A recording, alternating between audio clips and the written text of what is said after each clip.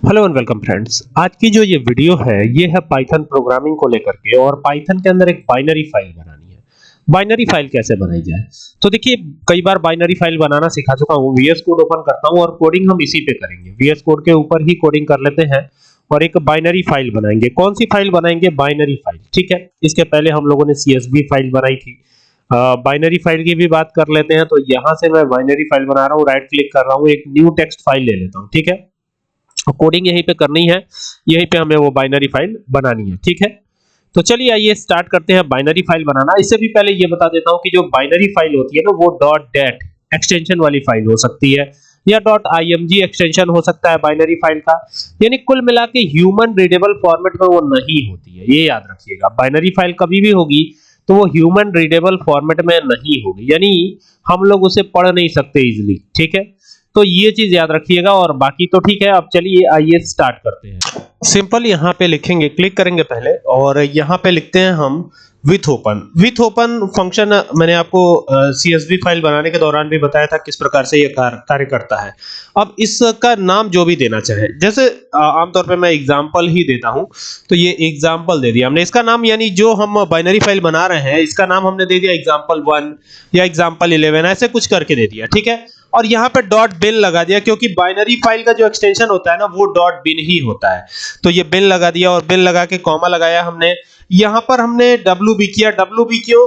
क्योंकि ये binary file है और बाइनरी फाइल में हम राइट करना चाहते हैं, दैट्स व्हाई यहाँ पे wb किया। और यहाँ पे क्या लिखेंगे? एज फाइल ये लिख दिया हमने। और फिर क्या करना है आपको? फिर नीचे आना है। अब देखिए, अब यहाँ पर जो है एग्जाम्पल मैं देने जा रहा हूं। ठीक है, तो मैं यहाँ पे कमेंट लगा देता हूं। कमेंट लगाने के लिए हम लोग हैश लिखते हैं केवल, और यहाँ पे लिखा मैंने एग्जाम्पल डाटा, example11 डाटा या कुछ भी, चलिए एग्जाम्पल डाटा कर देते हैं। Example data to write the binary file means कि इससे ये पता चलेगा कि यहां पर अब हम बाइनरी फाइल में राइट करने जा रहे हैं। ठीक है, तो ये हो गया। और फिर क्या करना है आपको? फिर यहां पर एंटर करना है, नीचे आना है और यहां लिखना है डाटा। ठीक है, डाटा इक्वल्स टू, और यहां पे लगाना है बी। ठीक है, ये बी लगा दिया हमने, और यहां पे सिंगल टेड कॉमा ओपन कर लीजिएगा, और यहां पे लिखते हैं हेलो। ठीक है, HELLO, हेलो लिखेंगे HELLO। तो ये हो गया हेलो, और उसके बाद कॉमा लगाएंगे और लिखेंगे यहां पे this is a binary file. ये हो गया, this is a binary file. Okay, और ये लिख करके क्या करना है? सिंगल टेड कॉमा को क्लोज कर देना है, और क्लोज करके एंटर करके नीचे आ जाना है। अब हम क्या करने जा रहे हैं? फिर यहां कमेंट लगा रहा हूं। अब हम क्या करने जा रहे हैं? राइट, WRITE, राइट लिख दिया हमने। Write the data to binary file. ठीक है, टू फाइल कर देते हैं, तो ये हो गया टू फाइल। ठीक है, अब एंटर कर देते हैं, और यहां चूंकि फाइल नाम से ही बनाया था तो फाइल नाम से ही एक्सेस भी करेंगे। आगे लिखेंगे डॉट फाइल डॉट राइट। अब इसमें राइट करवा रहे हैं, राइट कहां राइट करवा रहे हैं? तो डाटा, तो यहां पे डाटा DATA डाटा नाम से बनाया होगा, तो उसी में राइट करवा रहे हैं। ठीक है, तो ये इस तरीके से हो जाएगा, और यहां पे देख सकते हैं डाटा नाम से बनाया है और hello this is binary file लिखा हुआ है। ठीक है, और यहां एक प्रिंट जो फंक्शन है उसको लगा लेते हैं, ताकि जब ये प्रोग्राम चले तो यहां पे पता चल जाए हमें, ये प्रिंट हुआ आ जाएगा तो हमको ये पता चल जाएगा कि हमारा प्रोग्राम सक्सेसफुली रन हो गया।